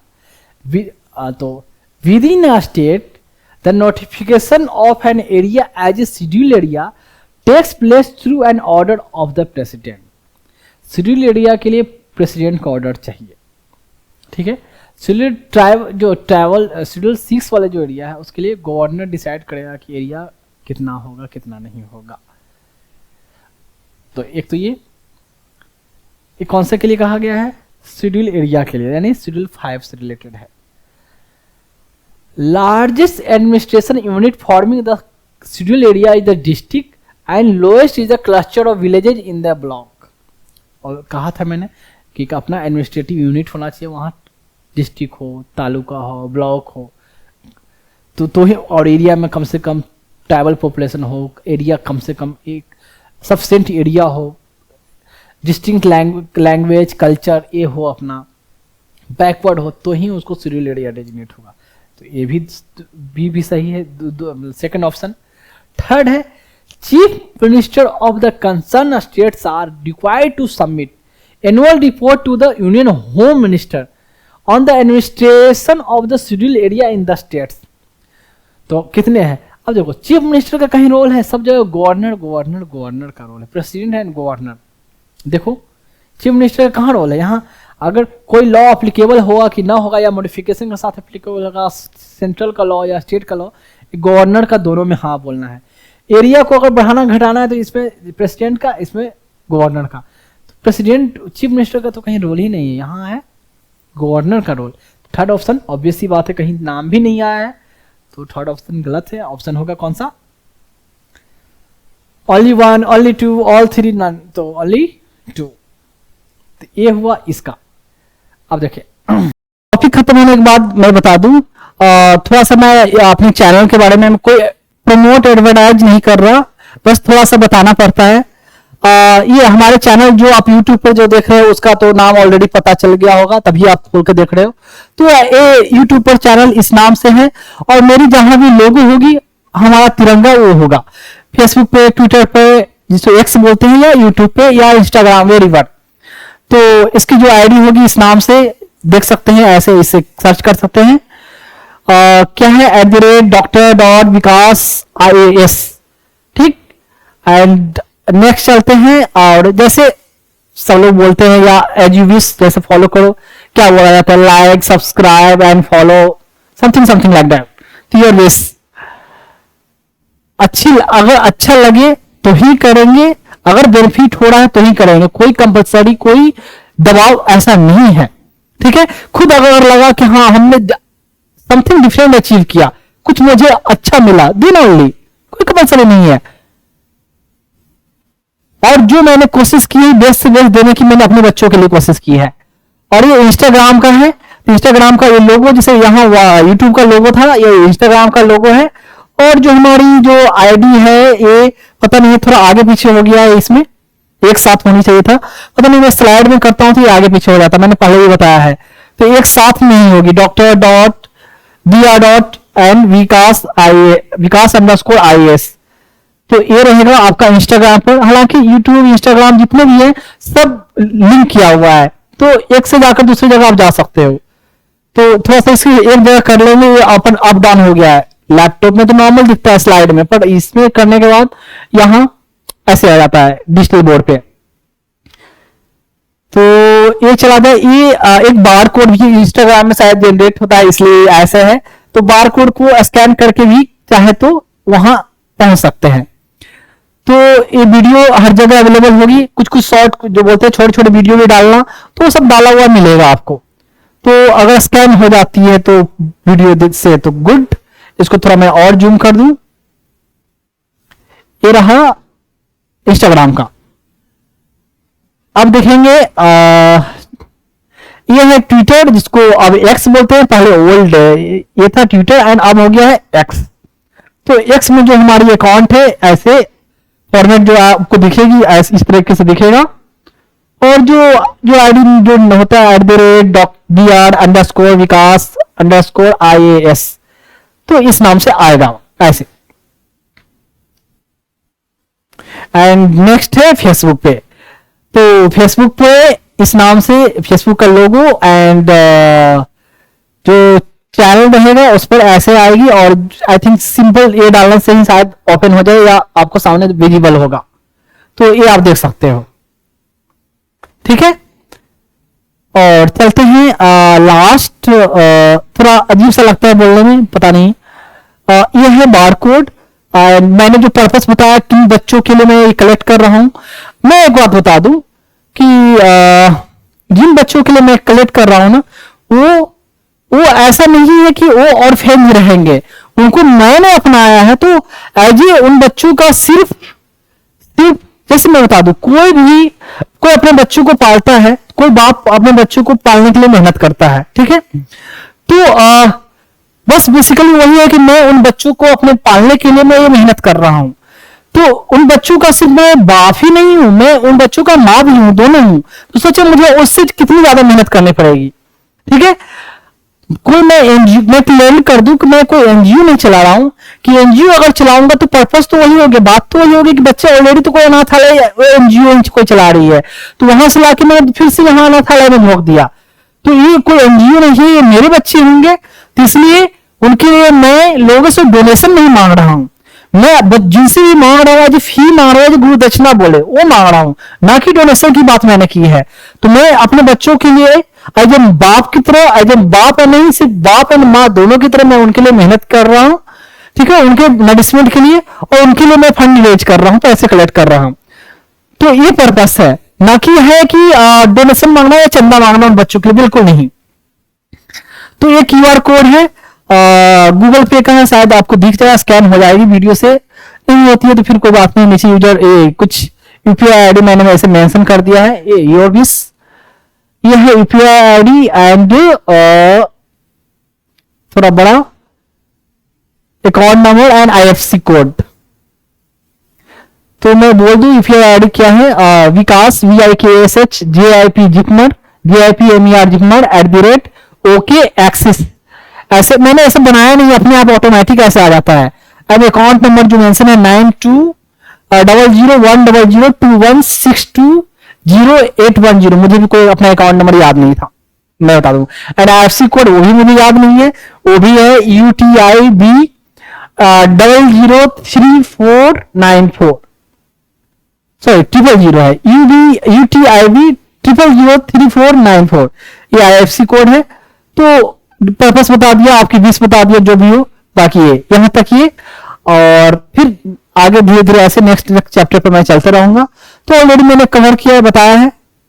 एक बात और, पॉलिटी में आपको ज्यादा कनेक्शन मिलेगा, एक चैप्टर से का लिंक बहुत से, पर जब मैं इकोनॉमिक्स पढ़ाऊंगा ना, उसमें रिलेटिवली थोड़ा कम लिंकिंग रहेगा, पर जहां लिंक रहेगा मैं थोड़ा थोड़ा इंट्रोडक्शन देकर चला आगे बढ़ूंगा। पर पॉलिटी में बहुत ज्यादा लिंक है, तो एक चैप्टर के साथ बहुत सारे मल्टीपल चैप्टर कवर हो जाते हैं। ठीक है, क्लियर? तो डरना नहीं है, धीरे धीरे सब चीज हो जाता है, शांति से ध्यान से पढ़ना है। और मैंने ऐसे पढ़ाया है कि यहां तक कि बच्चा तक मैंने ऐसे पढ़ाया कि अगर 10th क्लास का बच्चा हो, अगर वो टाइम दे, ध्यान से देखे, आराम से फोकस करे, तो वो आसानी से समझ सकता है। ठीक है, तो आपको इसमें सिर्फ इंटेलिजेंट की जरूरत नहीं है, साथ में आपको इसके लिए क्या है, पेशेंस की जरूरत है कि आप ध्यान से सुनो, बैठो, पढ़ो, तो ही आप समझ सकते हो। ठीक है, तो मैंने हर पहलू को जो मैंने बताया है कि हर एस्पेक्ट को मैंने कवर की है। तो यहां तक इतना, बाकी बहुत सारी डिटेल बाकी जब बीच बीच तो आते ही रहता है, तो आगे मैं बताते रहूंगा, या अभी जो बताते रहूंगा ऑलरेडी कवर हो चुका है, मैं बता चुका हूं पहले भी। ऑफलाइन ऑलरेडी मैंने ऑलमोस्ट खत्म कर दिए है, पर ऑनलाइन जो कंटेंट है वो अब आपको अवेलेबल हो रहा है ऑनलाइन के फॉर्म में। क्लियर है? तो अभी तो पॉलिटी वाली मिलेगी आपको, बाद में उसके बाद आपको इकोनॉमिक्स की क्लासेस मिलेगी आपको ऑनलाइन फॉर्म में।